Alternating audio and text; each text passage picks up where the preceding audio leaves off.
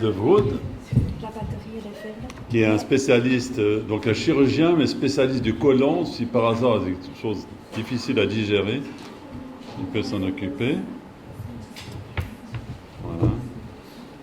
Tu peux fermer? Il n'y a pas de texte traduit? Non, il n'y a pas de texte. Il n'y a pas de texte.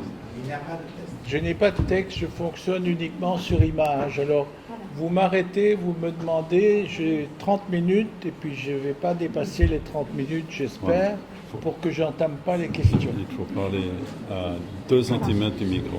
La batterie était faible, C'est bon, ça. mais maintenant c'est sur cette corde. C'est bon? C'est bon. Je parle aussi bien le français et je baragouine en anglais, mais on me comprend, même si j'ai un accent originaire de Waterloo en Belgique. Donc, vous pouvez me poser des questions en français ou en anglais. Je suis désolé, l'italien et l'espagnol, ce ne sera pas possible. Donc, quand Karim Jbeili m'a proposé de participer à votre réunion, j'ai sauté de joie parce qu'effectivement, il y a quelques années, il avait organisé un congrès. Non, il faut parler vraiment proche du micro. Et là, est-ce que c'est mieux? Oui, ça c'est bon. Il avait organisé un congrès qui s'appelait Faire corps, c'est-à-dire partir de la tête vers le corps. Et aujourd'hui, c'est l'inverse, on s'en va du corps vers le haut. Et moi, comme je suis chirurgien, j'ai été très lié, très ami avec Joyce McDougall pendant plusieurs années, que j'allais voir chaque fois que j'allais à Paris, et à qui j'avais dit tu es de l'autre côté de la même forêt que moi, je t'entends quand tu parles, et elle m'avait répondu et moi je t'entends quand toi tu parles, parce qu'on avait un point commun de discussion. Donc pour partir de ma présentation d'aujourd'hui, je suis parti de la dernière conférence que j'ai faite, ce que le corps dit de notre passé, What the body says about our past, conférence que j'avais faite à la Société québécoise des méthodes projectives, parce que je crois profondément que toutes les relations humaines sont transférentielles et qu'il n'y a pas de transfert sans contre-transfert.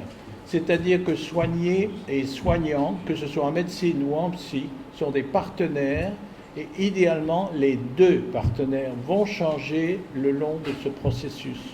Si le soigné pense qu'il va guérir le soignant pense qu'il va guérir le soigné, il se trompe parce que seuls les sujets souffrants peuvent guérir.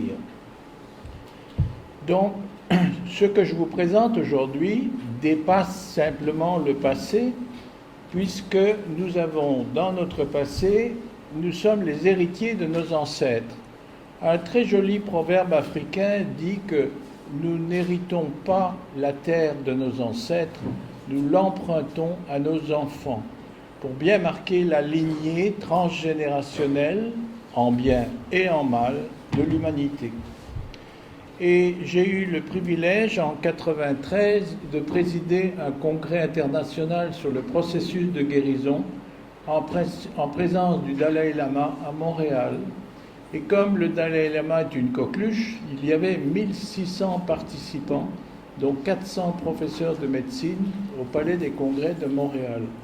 Et comme l'argent nous sortait des oreilles, nous pouvions inviter qui nous voulions, et moi j'étais président du comité scientifique, entre autres Anne-Ancelin Schutzenberger, qui est encore vivante, qui a 95 ans, vieille dame extrêmement sage, qui m'a fait réaliser que la vie a commencé avant nous et qu'elle va continuer après nous.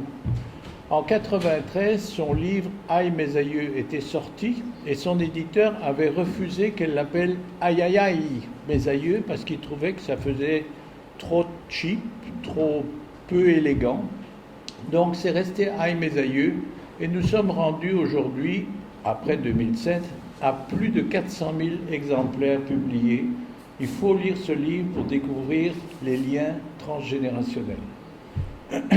Je suis aussi inspiré d'une conférence que j'ai faite au Congrès international de pelvipérinéologie à Lyon, organisé par Guy Valencogne, au niveau du plancher pelvien, du périnée, du pelvic floor, le muscle des ancêtres, comme le disent les Chinois, ou, comme le dit Philippe Greenberg, auteur du livre Le Secret, le père inné. Et il faut connaître un peu le sens pour savoir qu'est-ce qui peut en sortir. Alors, commençons par une histoire, parce que les histoires sont peut-être des anecdotes, mais en termes hypnotiques, puisque l'hypnose est un mécanisme fabuleux pour aider les gens à changer, si on comprend qu'on ne peut guérir personne par hypnose, on peut seulement les aider à explorer des zones inconnues pour qu'ils puissent apprendre à changer. Et une fois que les gens souffrants sont convaincus qu'ils peuvent changer par eux-mêmes, ils vont continuer à changer par tous les moyens de bord, mais ils seront au gouvernail au lieu de devenir excessivement dépendants des soignants. Myriam vient me voir, et quand elle vient me voir en 2014, elle est très constipée, elle va à selle une fois par mois.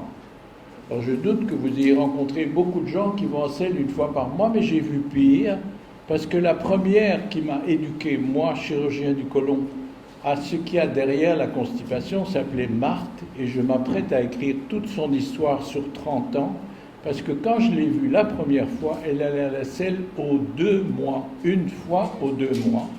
Et la championne du monde est une Anglaise qui allait à selle une fois par an.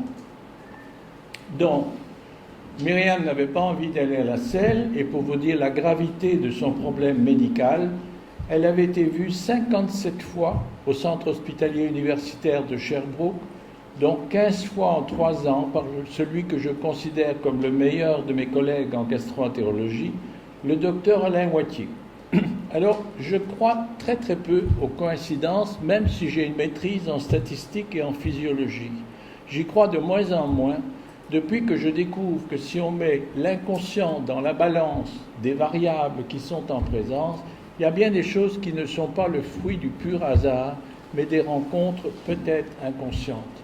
Donc, quand Myriam vient me voir, une chose que j'ai vue très rapidement, c'est qu'elle, à 25 ans, avait la même date de naissance que moi, mais moi j'avais 78 ans. Et il y a des menteurs en médecine, il y a des gens qui ont un gain secondaire à la maladie, c'est-à-dire, docteur, je suis constipé.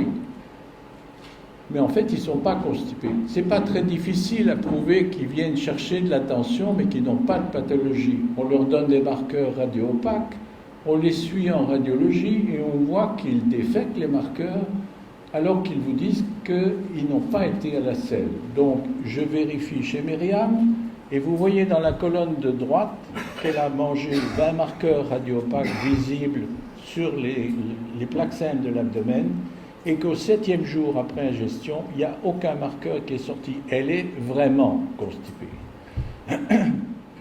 Et au Québec, quand on dit que quelqu'un marche le derrière serré, on dit TQ, ou tight ass en anglais, c'est-à-dire vraiment l'anus serré. Vous voyez dans les 3 lignes du haut les pressions mesurées en laboratoire au niveau de l'anus, et j'ai beaucoup publié sur la physiologie anorectale. La pression dans le canal anal haut, qui est beaucoup plus profond, parce que c'est le muscle puborectal, beaucoup plus inconscient, normalement ne peut pas dépasser 80 cm d'eau. Et chez Myriam, elle en a 123.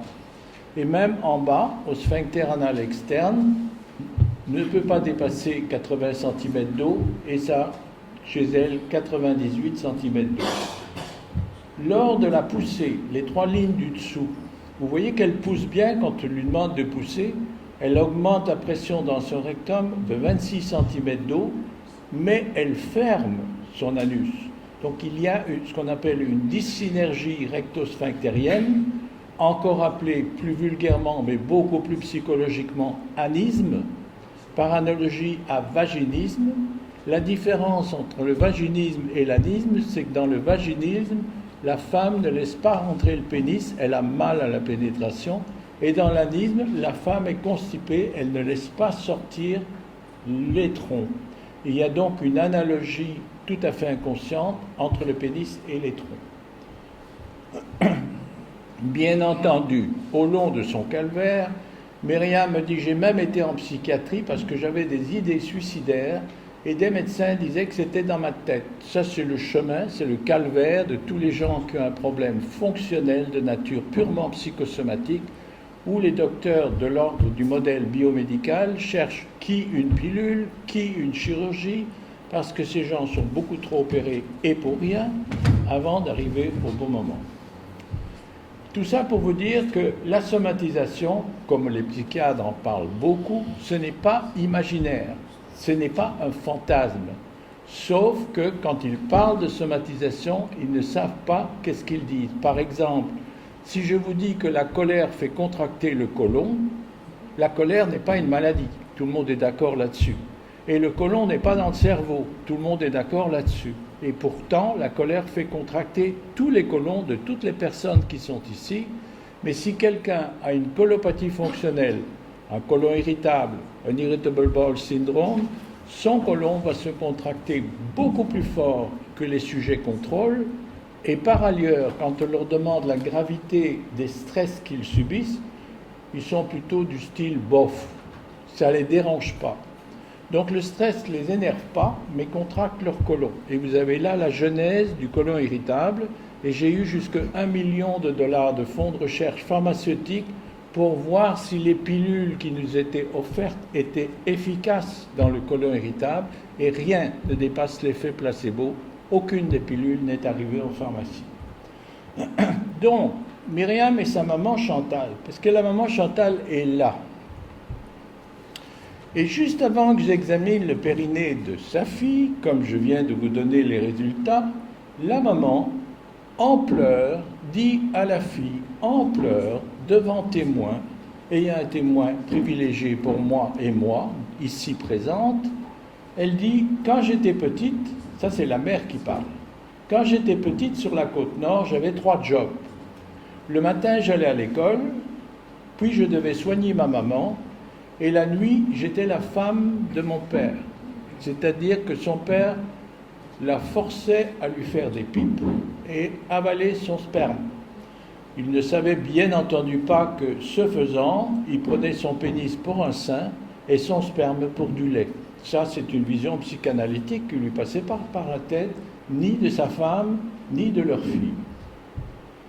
Et devant ce traumatisme psychodramatique, avant que je fasse même l'examen proctoscopique médical, la fille, Myriam, dit à sa mère, « Moi, je vais faire caca et toi, tu vas perdre du poids. »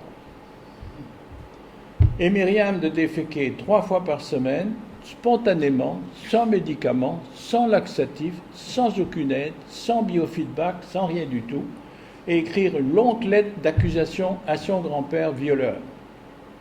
Et sa grande sœur de recommencer à parler des douleurs vulvaires qu'elle avait petites et qui n'avaient jamais été expliquées chaque fois qu'elle revenait de vacances chez ses grands-parents.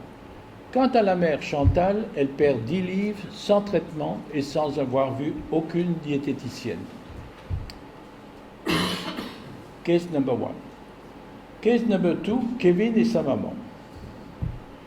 Alors, quand les parents de Kevin divorcent, en bonne égalité, ils ont une garde partagée. C'est-à-dire que le papa et la maman ont le petit Kevin moitié-moitié le même temps chez la maman que chez le papa, sauf qu'ils ne partagent pas la constipation de Kevin dans le deal de la garde partagée. Kevin, à partir du divorce de ses parents, reste constipé chez sa maman et n'est pas constipé chez son papa, mais de façon spectaculairement évidente, qu'il y a un problème du côté de la mère qui n'est pas du côté du père. Ça ne veut pas dire que les parents n'ont pas de problème ensemble, mais que la constipation n'est pas reliée au père et qu'elle est reliée à la mère. Donc, je commence à suivre mère et fils, père et fils en parallèle. Et j'aime beaucoup l'utilisation des dessins. J'ai adoré la présentation que nous venons d'entendre sur toute l'histoire, tout l'art et tout ce que l'art envoie comme message sensoriel et symbolique. Et je demande souvent aux gens, faites-moi un dessin de vous, ou un dessin comme vous voulez, ou 2 dessins, un avec le problème, un sans le problème. Là, je commence à faire de l'hypnose en plus de faire des dessins. Et un jour, mère et fils rentrent dans mon bureau et ils ont fait chacun leur dessin. Voilà le dessin fait par la maman. N'importe quel psy qui voit des gens qui ont été abusés sexuellement va reconnaître là-dedans un dessin de femme qui a été abusée sexuellement. La femme est nue, l'homme est en érection, il y a un gros champignon phallique c'est l'image absolument caricaturale de ce que va dessiner quelqu'un qui était abusé sexuellement. Et le même jour, le petit garçon, lui, il arrive avec son dessin à un autre champignon, mais il n'est pas nu, lui, il est au-dessus, et il dit le champignon qui pue, the stinking mushroom. Donc quelque chose qui ne lui plaît pas. Et dans cette période, Kevin devient enragé. Ma dernière note au dossier, avant que je les recontacte quelques années plus tard, il a planté un couteau dans la table de cuisine de sa maman. Pire que ça, quand je recontacte la maman et qu'elle me dit « il est guéri », Kevin lance une hache à la tête de son moniteur du camp de vacances. Et devant le drame de cette rage de son fils, elle me dit « j'ai décidé de désobéir à mon père et de rentrer en thérapie pour dire qu'est-ce que j'avais subi ». J'ai publié cette histoire en long et en large avec Anne-Ancelin Schutzenberger, en français d'abord, et c'est une illustration d'un livre de Donald Winnicott. Et ce livre a eu beaucoup de succès parce qu'il a été vendu à 50 000 exemplaires chez Payot. Il a été traduit en italien, Una malattia chiamata genitori. Il a été traduit en américain, Suffering in Silence, The Legacy of Unresolved Sexual Abuse. Et il vient d'être publié par Filobia en Roumanie, Copii Bolnavi de Parinci.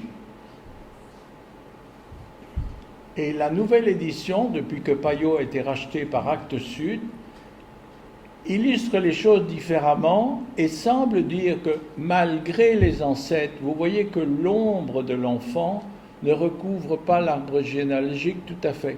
Je ne suis pas encore arrivé, malgré mes liens amicaux avec mon éditeur Christophe Guyas chez Payot, à savoir qui fait les dessins maintenant que Payot a été racheté par Actes Sud, mais j'aimerais bien parler à la personne, homme ou femme, qui fait ces dessins, parce que cette personne a quelque chose dans la tête pour faire un dessin comme tel qui dit que la transmission transgénérationnelle n'est pas du tout un automatisme comme le serait par exemple une maladie chromosomique. Donc, guérison et secret de famille, la maman de Kevin entre en thérapie pour exorciser son presque viol par le curé du village quand elle avait l'âge de Kevin. Kevin était constipé et elle a presque été violée. Son père l'a protégée du viol, mais lui a dit « tu te fermes la trappe » en bon québécois. Je ne veux pas de scandale dans le village. Kevin est resté constipé comme s'il était porte-parole de la misère refoulée de sa maman jusqu'à ce qu'elle entre en thérapie au moment où c'est devenu évident grâce à la rage de son fils. Alors, là, c'est moi que vous voyez là, dans mon autre chapeau, mon chapeau de chirurgien, parce que j'ai introduit au Canada une technique sophistiquée de neurostimulation sacrée, l'électricien du derrière ou le neurochirurgien du derrière, où on met des électrodes dans le périnée et dans le plexus sacré, et vous verrez l'illustration, parce que ce n'est pas le temps de vous expliquer les détails. Ce que je veux dire maintenant au niveau psychologique, c'est que ce que je viens de vous raconter de Myriam et de sa maman Chantal, c'est qu'une guérison trop simple et trop rapide est suspecte d'être possiblement un simple déplacement de symptômes de nature hypnotique, parce que le piège de toute approche hypnotique, c'est le déplacement de symptômes. Le problème est réglé, mais il y en a un autre à côté. Et donc, Myriam redevient constipée. Et la neurostimulation sacrée, que j'ai pratiquée maintenant de façon temporaire 400 fois, et en implantant des neurostimulateurs permanents 125 fois, et que je suis le seul à faire au Canada, maintenant j'ai une partenaire, peut être utilisée pour incontinence fécale réfractaire grave ou pour constipation idiopathique avérée sévère. Et voilà l'image finale, je ne vous montre pas la technique, ce n'est pas le lieu ni l'endroit, de la batterie qui coûte 15 000 $ avec l'électrode qui passe à travers le sacrum pour rétablir la conduction électrique au niveau du rectum et de l'anus.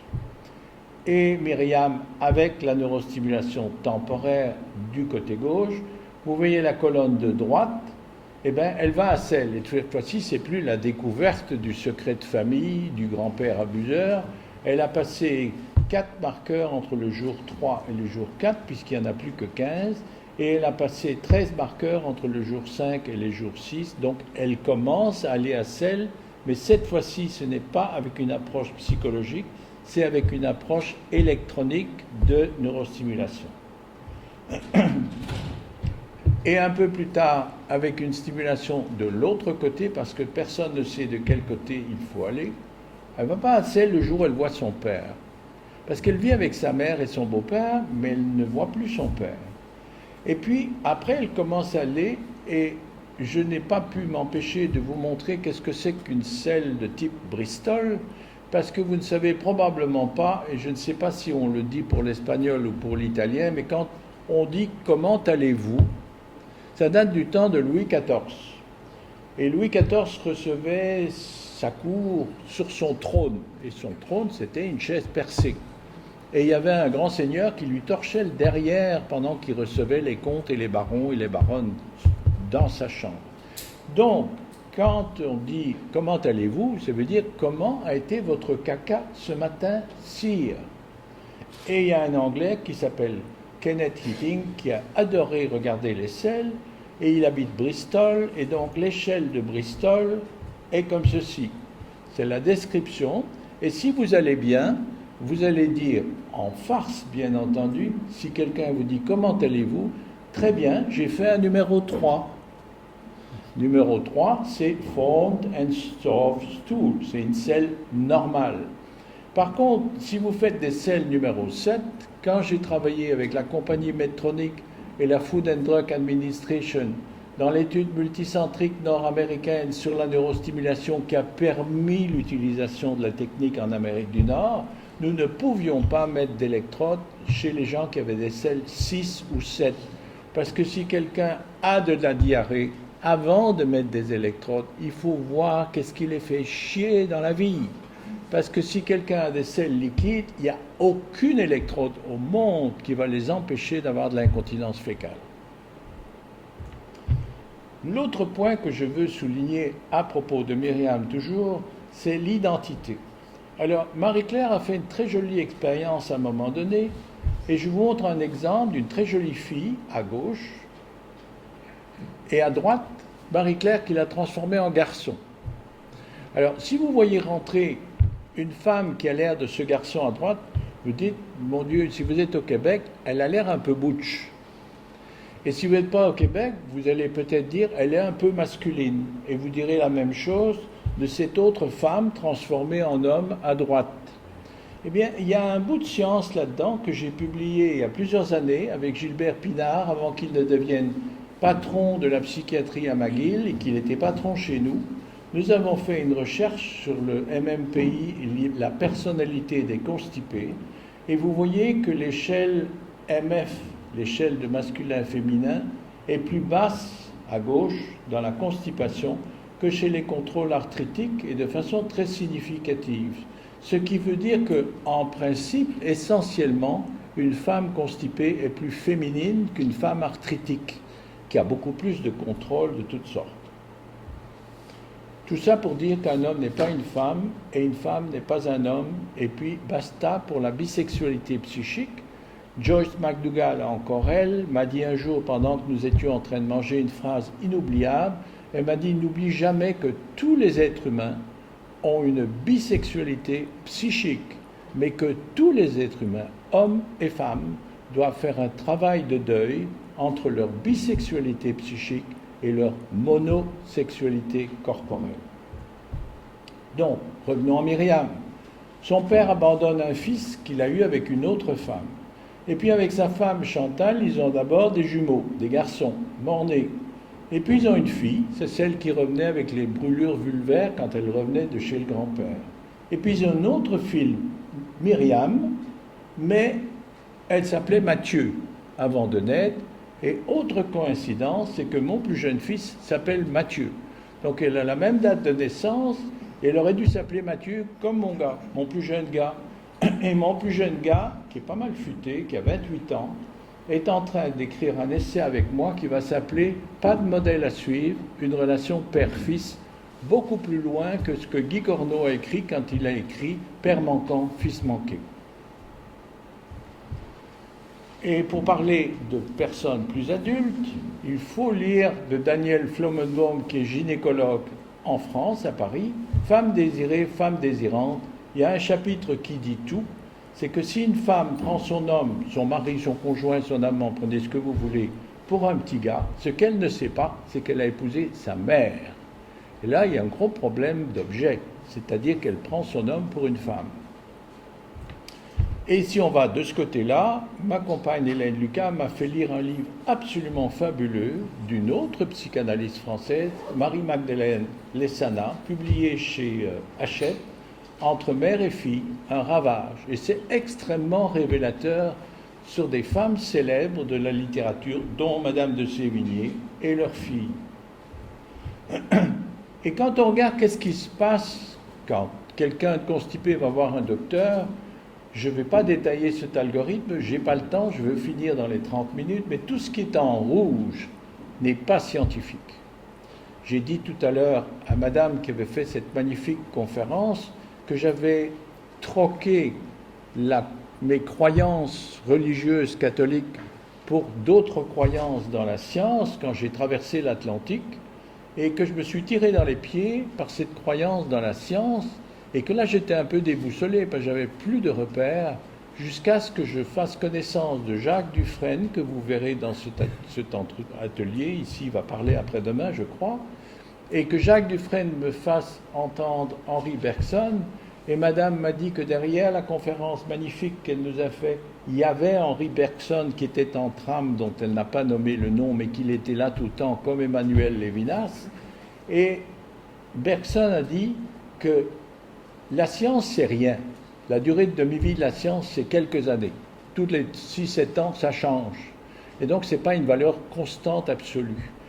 Par contre, la méthode scientifique est une façon d'apprendre à penser ce qu'on voit plutôt que voir ce qu'on pense. Et ça force un remue-ménage constant, une remise en question constante que j'ai extrapolée à tous les aspects de la vie, y compris la méthode psychanalytique qui empêche d'être fixé sur une doctrine ou sur un maître, que ce soit Freud, Grodek, Janov, n'importe qui, ça change parce qu'ils sont trop fixés sur une théorie et ils sont trop doctrinaires, ils veulent des élèves, et je me targue de ne pas avoir eu de maître, en tout cas très très peu, et je ne veux pas d'élèves, parce que justement, le but c'est le changement.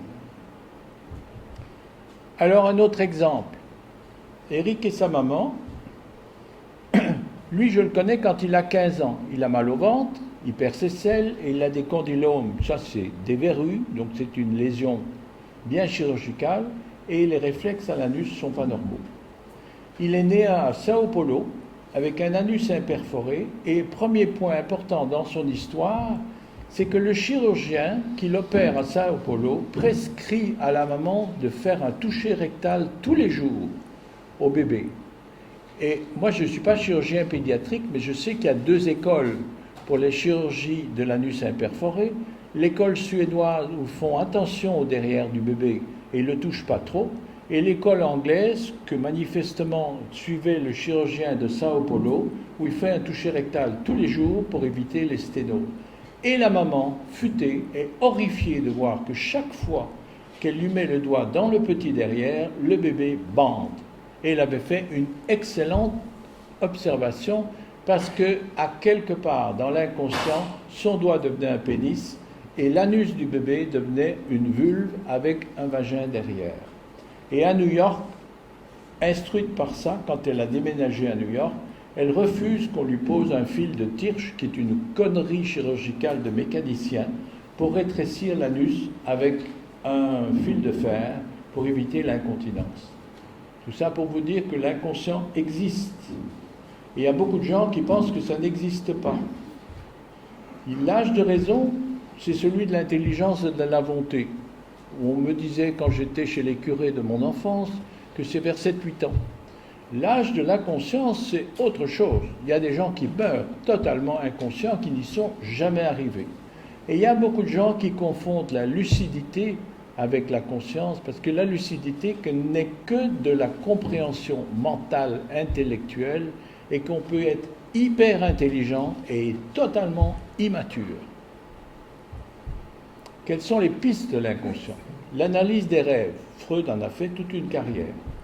Et si on regarde les rêves des sujets qui ont une colopathie fonctionnelle, un côlon irritable, vous voyez en bleu clair les périodes REM, c'est-à-dire où les yeux se baladent de gauche à droite, Rapid Eye Movements, et vous voyez que dans les côlons irritables, à droite, il y a plus de périodes REM que chez les sujets contrôle.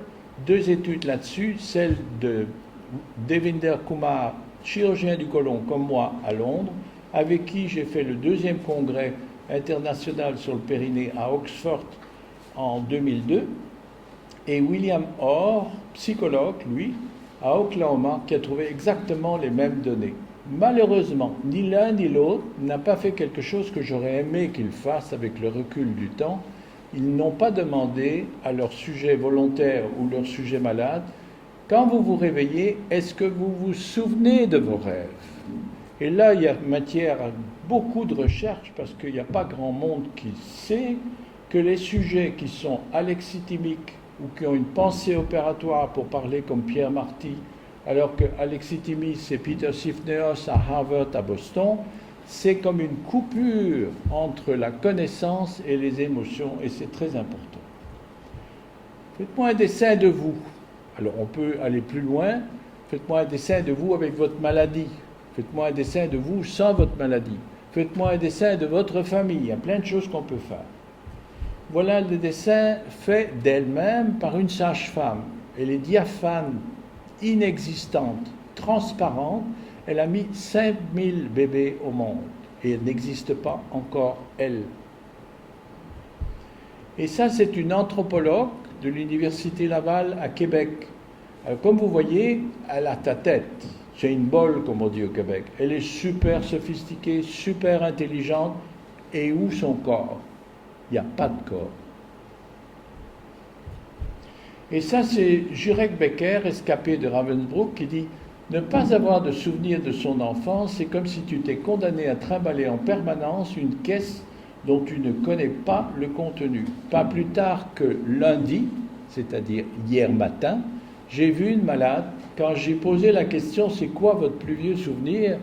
Elle m'a dit « C'est curieux, j'ai aucun souvenir avant mon adolescence. » Ah, mais j'ai dit, alors il y a plein de choses qui se sont passées avant votre adolescence. Et là, elle a tout déballé, y compris le fait qu'il était probable que sa mère avait été violée.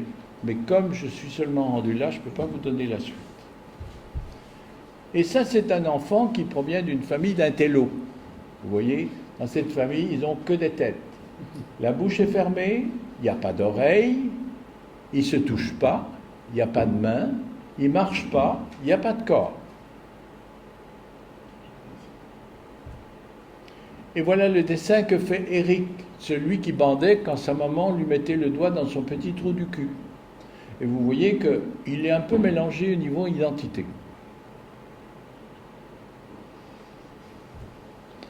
Marie-Ève, et je vais terminer par ceci parce que mon temps est pratiquement échu et je voulais terminer dans les 30 minutes. J'ai mis comme sous-titre « Ou la pénétration d'un inconscient transgénérationnel » parce qu'elle est porte-parole d'une histoire des femmes de sa famille. Je dors, je suis chez moi, je me fais réveiller par mon résident parce qu'une jeune femme, une jeune fille s'est empalée en livrant des journaux.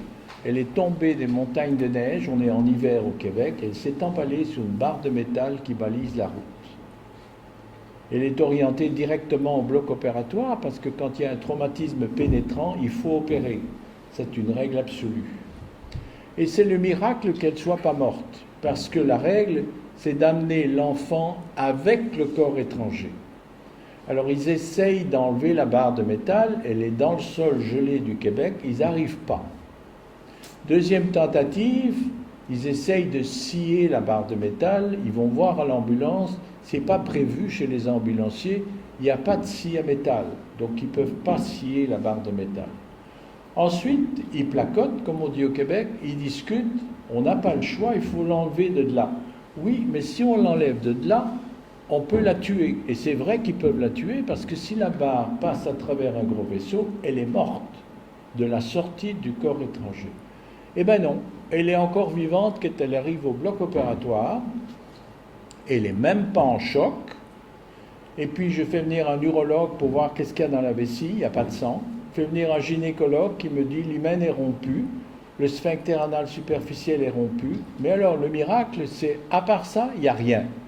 La barre de métal est passée entre le rectum et le vagin, a surfé sur l'intestin grêle, n'a pas fait de trou dans le côlon, n'a pas touché au pancréas, n'a pas touché au foie, a raté l'estomac, a raté les voies biliaires, a raté la veine cave, a raté la veine sus-hépatique, a fait 2 petits trous dans le duodénum que vous voyez, perforation ponctuelle de la seconde partie du duodénum et de la troisième partie du duodénum, petit trou de 5 mm, la taille de la barre de métal, et puis est arrivé au diaphragme, a perforé le diaphragme et est rentré dans le thorax. Le poumon s'est obligeamment rétracté. Elle a donc un pneumothorax et une rupture d'hymen et 2 petits trous. Elle reste seulement 1 semaine à l'hôpital pour un traumatisme majeur. Alors, comment faire pour illustrer un syndrome de stress post-traumatique? On est toujours dans les dessins, que les dessins disent 1000 choses que les mots ne disent pas. Et je dis donc à Marie-Ève, essaye donc de me faire une bande dessinée de comment tu as vécu cet accident. Premier dessin, elle est en train de livrer ses journaux. Elle a caché la barre de métal dans la montagne de neige qui est là, vous voyez, elle n'est pas encore tombée dessus. Et puis elle tombe dessus. Alors, je ne crois pas que qui que ce soit dans cette salle ait jamais vu un lampadaire comme le lampadaire phallique que vous voyez à côté de la maison sur cette image. C'est le dessin de la patiente. Donc il est clair quand on voit ça qu'elle l'a vécu comme un viol. Et au cas où vous avez des doutes, le lampadaire il envoie de la lumière, mais chez elle il éjacule et il débande en éjaculant. Et elle dit à ce moment-là, au secours, je vais mourir. Les ambulanciers arrivent, et là, le lampadaire a fini d'éjaculer. Il n'envoie plus de lumière. Je vous donne la séquence complète de tous les dessins qu'elle m'a fait spontanément, sans commande. Et un ambulancier qui dit, est tombé sur une pine de métal. Alors, une pine de métal, en français de France, c'est un pénis, une pine. Mais en français du Québec, une pine, c'est une barre de fer. Et donc là, on fait du transculturel entre le français du Québec et le français de France pour parler de quelque chose de phallique. Et l'enfance a été violée par cet objet. L'ambulance arrive et me voilà en train de l'opérer avec gentil docteur. J'ai revu la patiente 10 ans plus tard. Elle est devenue maintenant directrice d'une pièce de théâtre parce que comme chez toutes les personnes violées, durant le viol, les personnes dissocient, deviennent 2 personnes, une qui souffre et une qui observe, et elle a réussi à récupérer cette dissociation pour arriver à jouer plusieurs rôles au théâtre, et maintenant, je l'ai revue, Place des Arts à Montréal. Et le syndrome anniversaire qui sort, quand la maman, qui a été magnifique jusque-là, d'une présence extraordinaire, d'un calme parfait, nous entend parler de ce que Marie-Ève décode dans sa bande dessinée, elle commence à se bercer sur sa chaise. Alors je regarde la maman et je dis, Madame, vous vous bercez. Et Marie-Ève, du tac au tac, dit, ma mère, elle se berce tout le temps. À la maison, elle se berce constamment. Je regarde la mère et la mère me dit, et dit à sa fille, fait longtemps que Marie-Ève veut savoir mon grand secret. Et vous voyez la lignée du grand secret. À 12 ans, elle a été violée par 2 hommes, la mère.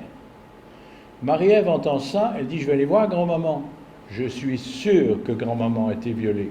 Elle va voir sa grand-mère maternelle a été violée à 12 ans, toujours à 12 ans. C'est pas dans les chromosomes, vous n'allez pas me dire ça.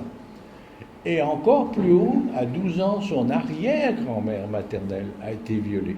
Ça, c'est des trucs à la Anne Ancelin Schutzenberger. Vous pouvez dans son livre en lire et en lire et en lire.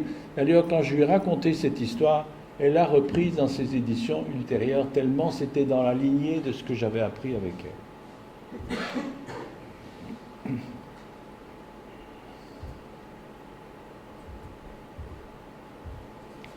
Et ça s'écrit très bien dans son livre Psychogénéalogie. Et psychogénéalogie, en fait, c'est une reprise contemporaine plus moderne de Nicolas Abraham et Maria Torok, l'écorce et le noyau que beaucoup d'entre vous doivent connaître. Un génosociogramme classique en voyant un comme ça, mais il faut aussi, dans les constructions de génosociogrammes, regarder l'anatomie.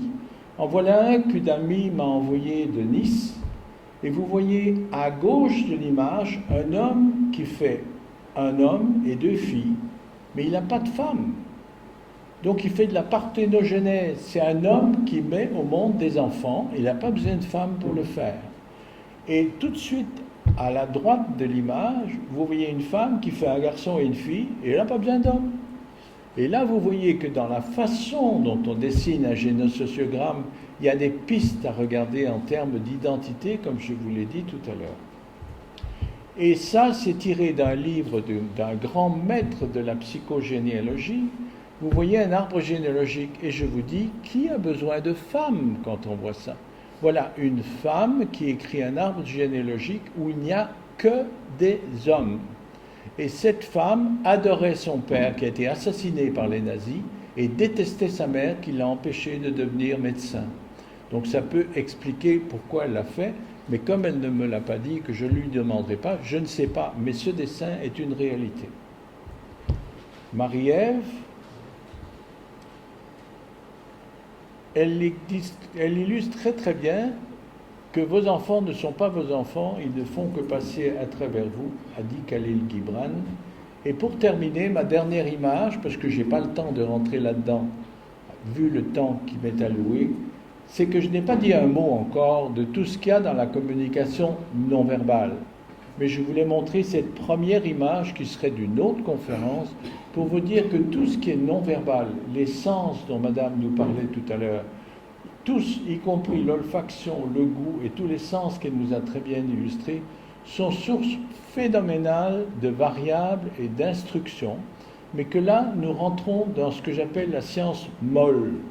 C'est-à-dire que quand nous observons quelque chose avec notre sens, nous avons une idée, mais c'est une hypothèse de recherche, c'est une hypothèse de travail. Nous n'aurons jamais de certitude. Donc si je rencontre une personne, comme je pense à une que je vais vous dire maintenant, qui me regarde avec des yeux tristes, et puis qui me parle de la pluie, du beau temps, et puis tape sur mon bureau, je la regarde, elle est venue pour constipation de Boston, parce qu'il n'y a personne qui l'a aidée à Boston. Et elle est avec sa mère. Et puis je lui dis, je pourrais vous répondre à vos yeux tristes, ou bien je peux vous demander pourquoi vous êtes en colère. La pluie et le beau temps, on s'en fout. Qu'est-ce qui se passe? Et la mère lui dit, fais attention, il fait de l'hypnose. Mais de ça est sorti que son père avait abusé d'elle. Et donc la réponse est sortie dans la non-cohérence entre le non-verbal et le verbal. Et je vous remercie.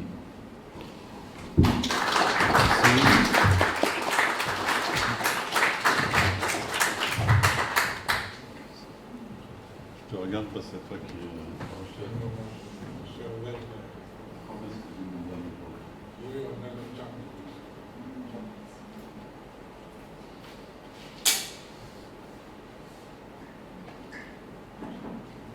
Voilà. Donc, on a le temps pour des questions, des réactions. C'est un domaine extrêmement intéressant, transgénérationnel.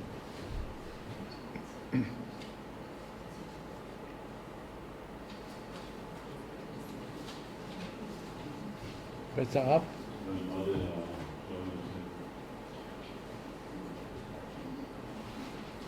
Juste une petite question. Quel est le pouvoir prédictif de tout cela? Je n'ai pas compris. Le pouvoir prédictif de tout cela. Le pouvoir de... Prédictif. Le titre? Prédictif, qui permet de prédire l'avenir. Je pense que si on prédit, en général, on réfère au passé. Donc je ne pense pas qu'il y a un pouvoir prédictif. Je pense que l'observation est plus importante que les hypothèses. L'observation est irréfutable. Si on est honnête, bien entendu, si on est compétent, bien entendu, et ça, le sujet qui observe doit se raffiner dans ses observations pour tous les sens. Évidemment, il peut mentir. Là, on est foutu parce qu'on va nulle part. Mais un bon chercheur se doit d'observer la réalité et vivre avec ce qui en sort. Mais là, on est dans la communication. Donc, si le chercheur soignant observe, nomme ce qu'il ou elle a observé, et que l'autre a les larmes aux yeux instantanément, on peut lui dire « Qu'est-ce que j'ai dit qui vous fait pleurer ?» Et si vous faites ça, l'autre va pleurer encore plus fort. « Et qu'est-ce que j'ai dit qui vous fait maintenant sangloter ?» Et là, l'autre va nommer qu'est-ce qui a été touché. Mais ce n'est pas le soignant qui l'a dit, c'est l'autre, c'est la personne qui est en demande, qui se sent rejointe dans son corps par l'observation de son corps, et les paroles qu'il a proférées sont en général anodines, superficielles, pas très très profondes et certainement pas émotives. Alors que si on lui dit par exemple qu'on voit les yeux qui deviennent, comme on dit au Québec, pleins d'eau, et qu'on fait l'imbécile en disant « Est-ce que je vous ai blessé ? Est-ce que j'ai dit quelque chose de méchant ?» En général, s'ils ont été touchés, ils vont vous dire non, mais ils vont pleurer encore plus fort. Jusqu'au moment où les défenses vont être assez tombées que pour que les émotions soient exprimées. Et là, c'est le chemin de la guérison. Parce que si les sujets arrivent à faire ça avec vous, après, vous pouvez leur enseigner à faire ça avec n'importe qui d'autre que vous. Et là, ils sont au gouvernail de leur propre guérison, plutôt que de devenir, comme on dit au Québec, des têteux, dépendants, accrochés aux soignants, qu'ils soient psychanalystes. Je me souviens avoir vu une autre femme de Boston, qui venait après 20 ans de psychanalyse avec le même psychiatre. Et puis il était tombé en amour avec son psychiatre au bout de 20 ans, je ne suis pas très rapide, et il avait foutu à la porte. Je lui ai dit, il a besoin d'aller en psychanalyse, lui, il est plus malade que vous.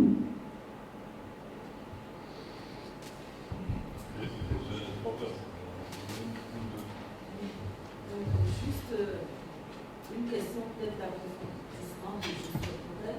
Dans tous les cas que vous avez cités, il est question d'enfants et de mères.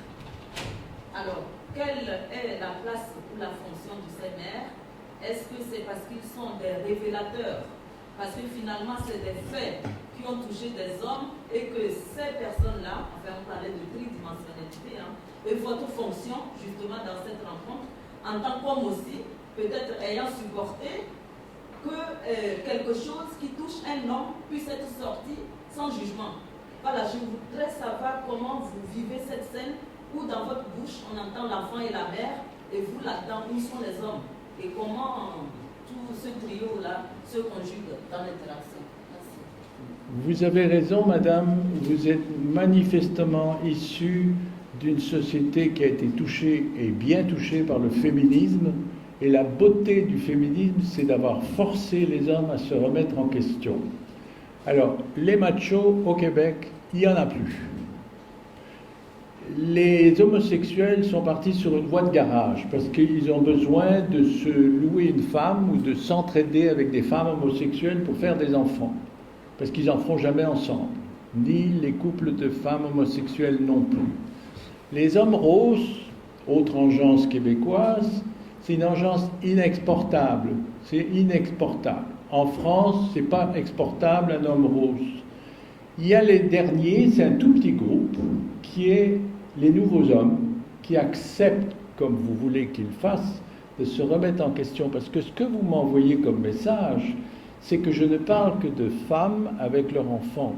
Alors que le père devrait avoir le même rôle. On est bien d'accord, vous et moi, tout à fait. Alors, laissez-moi, parce qu'un jour, j'avais dit à mon collègue sexologue Richard Villeneuve, comment ça se fait que je dis 3 fois rien, je me présente un petit peu, et tout sort.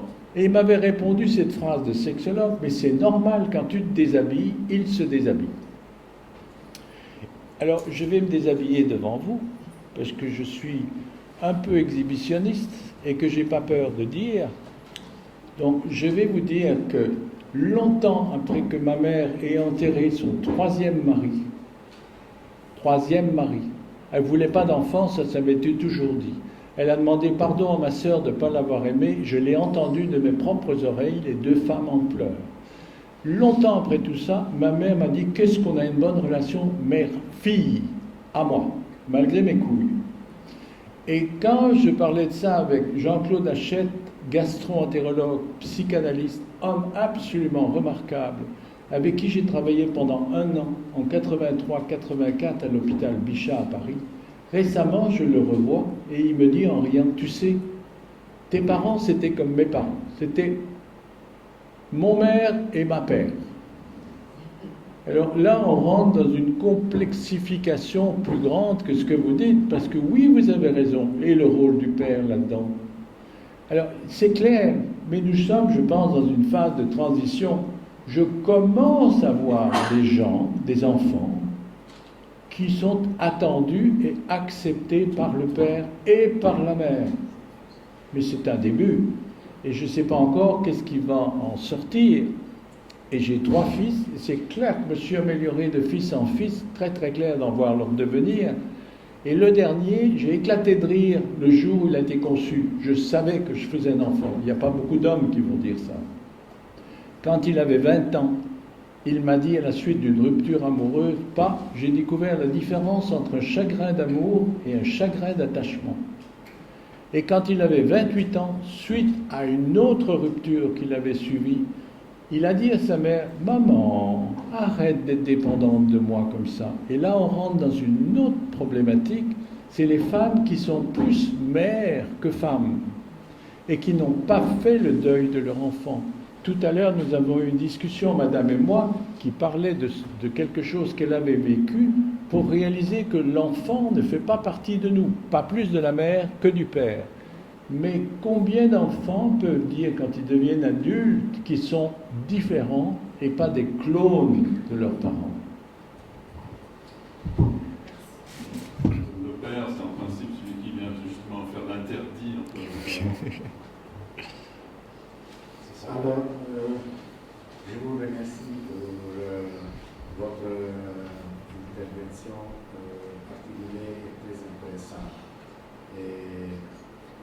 Mais je vais poser ma question en italien, parce que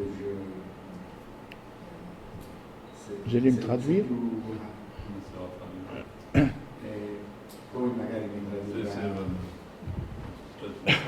Allora, Je vais la traduire en direct, c'est plus facile. Parce que s'ils font des estremamente interessante, c'est très intéressant. estremamente interessante il concetto del Le transgenerazionale, concept de la è molto transgénération, attuale, c'est très actuel.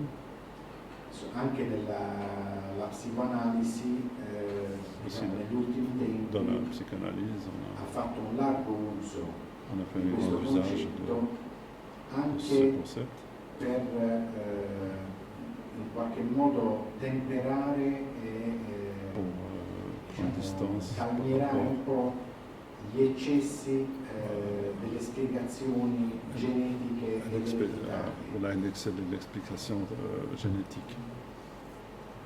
Voilà, Gli esempi che ci ha portato, gli esempi clinici che ci ha portato lei oggi, clinique que vous avez apporté, in qualche misura dimostrano che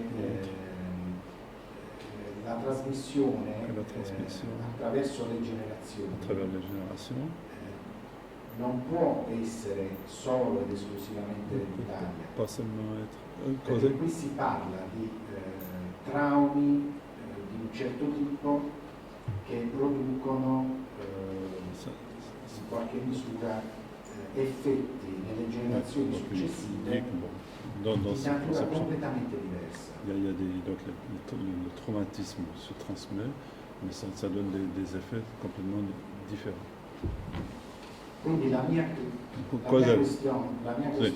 è la seguente. Vabbè, la question c'est rispetto alla problematica dell'ereditarietà ambiente, le sue osservazioni cliniche da quale parte propenderebbero? Cioè per una importanza dell'ambiente rispetto alla psicogenesi o alla genesi di alcune problematiche, o viceversa per una ereditarietà di tipo biologico-genetico.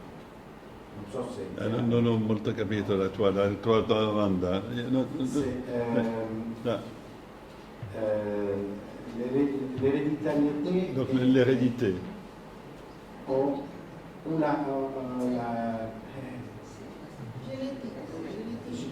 c'est génétique ou c'est est-ce que c'est génétique la transmission transgénérationnelle selon votre observation clinique. Je crois que j'ai compris que vous étiez intéressé par les transmissions transgénérationnelles, mais que vous n'étiez pas satisfait au niveau des explications de cette transmission, que ce soit génétique ou autre. Alors, je vais vous dire deux choses qui me viennent à l'esprit. La première, c'est les travaux de Rona Levy.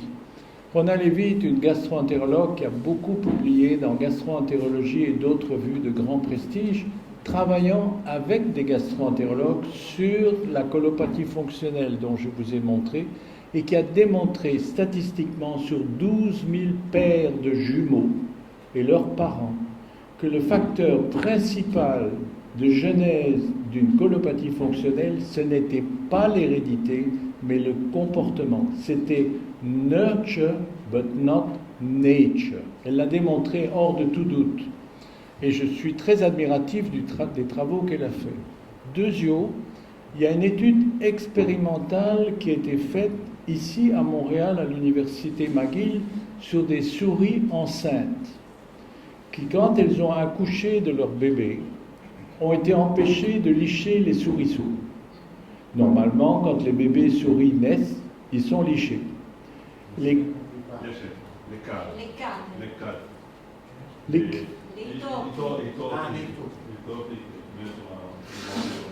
Però se non si traduce un po', Marcelle, se abbiamo due lingue e non tre, abbi pazienza. Non è giusto, perché era quello che le dicevo chiaramente, insomma, no? Le discussioni vengono perse degli elementi. Se c'è qualcuno che traduce, grazie, almeno una sintesi. Sì, una sintesi. Non è possibile. Quand les bébés souris ne sont pas lichés par leur mère, quand les bébés souris ne sont pas lichés par leur mère, leurs chromosomes sont méthylés. Ils sont changés par l'environnement d'interdiction à la maman souris de lécher le bébé. Mais ce qui est fabuleux, c'est que quand ces petits bébés souris deviennent des mamans souris à leur tour, les petits-enfants ont les mêmes malformations chromosomiques. C'est donc expérimentalement, on a été capable de modifier des chromosomes qui vont être transmis aux descendants. Ça, au niveau thérapeutique, ça ouvre tout un horizon. Parce que là où je partage tout à fait votre questionnement, c'est oui, c'est magnifique le transgénérationnel, mais ça s'arrête où? Anne Ancelin Schutzberger, c'est une vraie sorcière. Quand je la vois, elle n'aime pas les sorcières, elle déteste l'hypnose, mais je lui disais, vous êtes une sorcière. Parce qu'elle s'en allait, elle était toujours en plein dans le mille. Mais elle remontait 6, 7, 8 générations des fois. Et moi, ce que j'ai envie de dire, ça s'arrête où? Quand est-ce que c'est fini? Jusqu'où est-ce qu'il faut remonter? Sur combien de générations, etc. Je me souviens d'une fois où elle parlait de quelqu'un qu'elle avait vu qui était une coiffeuse, et le travail qu'elle avait fait remontait aux Arméniens, quand les Arméniens étaient massacrés par les Turcs, et que l'arrière-grand-mère se promenait sur un pic décapité. Et tous les descendants sont devenus des coiffeuses. Alors là, de votre don, il problème, la question est di sapere se la trasmissione si fa per genetica o per dunque lei ha parlato che si è fatto un'esperienza con i topi che se non lasciano leccano quando una mamma topo mette al mondo un piccolino e abbiamo si non gli impediscono di di leccare piccoli. Questo fa una modifica nei geni e che trasmissione per anche un'altra generazione. Beh, posso dire una cosa, il successo è stato scoperto nei figli degli ebrei sopravvissuti ai lager. Si è mantenuto una trasformazione genetica, si è creata una trasformazione genetica che è stata trasmessa poi nelle generazioni successive. On a trouvé le même phénomène, si vous voulez, pour les gens qui ont subi les camps, et puis pour leur génération. Mais il y avait quelqu'un qui avait demandé Il y la a parole. aussi une modération. Dans une dame. Une question. Est-ce que vous avez trouvé ou vous avez détecté un patron de dynamique relationnelle, familiale ou transgénérationnelle ou dans les cas où c'est d'ordre de l'abus sexuel? J'ai pas compris la question, excusez-moi. Je répète. Une question. Est-ce que vous avez pouvoir détecter un patron de dynamique relationnelle, familiale ou transgénérationnelle dans les cas où c'est donc de l'abus sexuel? Un modèle. Un patron, un modèle? Je connais pas d'études sur le transgénérationnel des abus sexuels. Je vous ai présenté un case history, c'est un case report, c'est une anecdote, ça ne veut rien dire au niveau statistique. Sauf que cliniquement, nous avons l'impression clinique, ça ne veut rien dire au point de vue scientifique, qu'une fois abusé, souvent abusé. La population canadienne abusée, dans le rapport Bachelet du gouvernement fédéral, c'est 20% de la population a été abusée dans sa vie. 20%, c'est beaucoup 20%. Mais chez les Amérindiens, c'est 60%. Donc il y a une question de culture, une question de fonctionnement épidémiologique, social, environnemental, etc. Est-ce que c'est transmissible? Et ce que je peux dire, d'avoir accompagné plusieurs femmes, dont une récemment qui m'a été envoyée par le patron de la clinique de la douleur de l'université Laval, parce qu'il ne savait plus quoi faire avec, et qui a revécu un viol vécu à l'âge de 4 ans. Elle l'a revécu dans mon bureau, à 4 ans, par le garçon de ferme où elle était. Et quand elle est rentrée chez elle, sa mère l'a engueulée parce qu'elle avait sali sa robe. Sa mère pleurait et son père consolait la mère au lieu de consoler l'enfant abusé. Et dans mon bureau, elle a dissocié. C'est-à-dire que spontanément, je n'ai fait aucune suggestion hypnotique. Elle s'est retrouvée en une petite fille de 4 ans qui souffrait, qui était abusée et qui me décrivait le viol dans toute l'horreur, détail par détail, y compris son petit vagin qui se contractait et qui lui donnait les douleurs pour lesquelles elle était venue consulter. Et une autre petite fille de 4 ans, absolument sans aucune émotion et observant de façon totalement froide la scène. Et encore une fois, spontanément, elle m'a dit, après cette expérience, que durant la dissociation, toute douleur avait disparu. Elle était stupéfaite que la douleur avait disparu durant la dissociation. Ça, pour moi, c'est une piste de guérison. Mais c'est pas tout, parce que les parents ne s'entendaient pas. Et c'est le père qui a eu la garde partagée. Et elle a vécu une deuxième dissociation dans mon bureau parce qu'à l'âge de 12 ans, en rentrant chez elle, elle a trouvé son père qui s'était pendu. Et elle a redissocié de voir son père pendu entre l'adolescente atterrée de voir son père adoré mort et une autre adolescente assise sur le même banc à côté d'elle et qui observait la scène. Je ne peux pas vous dire plus, elle n'est pas guérie, mais elle va mieux. Et elle commence à nommer des choses qu'elle n'a jamais nommées auparavant, et ça fait 10 ans qu'elle a des problèmes de douleur depuis la naissance de son premier garçon. Et il y en a une autre du même ordre, si vous voulez lire un livre qui vient d'être publié en Belgique, qui s'appelle « Voyage en mer, MER, intérieur », écrit par Virginie Thiou, qui a découvert à travers l'hypnose que celui que tout le monde appelait son père n'était pas son père, n'était pas son géniteur.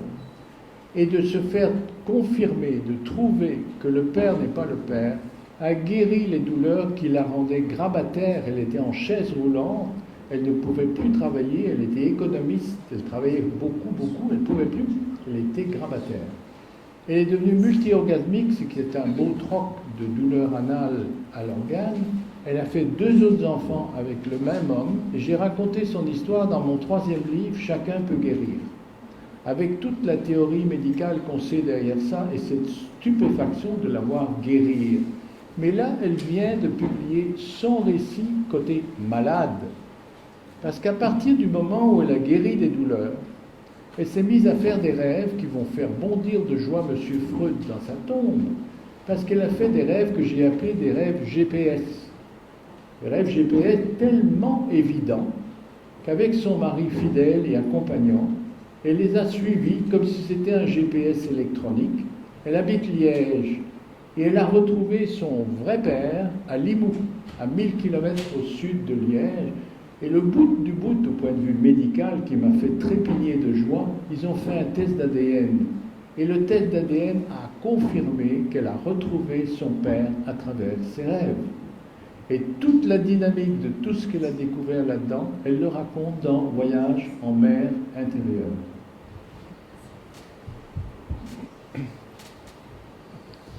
Voilà. Merci Ghislain pour ce côté aussi clinique, etc. Est-ce que il n'y a pas de traduction simultanée, c'est compliqué. Et puis moi je fatigue aussi. Merci beaucoup. Et bonne soirée. Merci. Je ne sais pas comment faire pour l'enlever, il faut que j'enlève ça pour pouvoir faire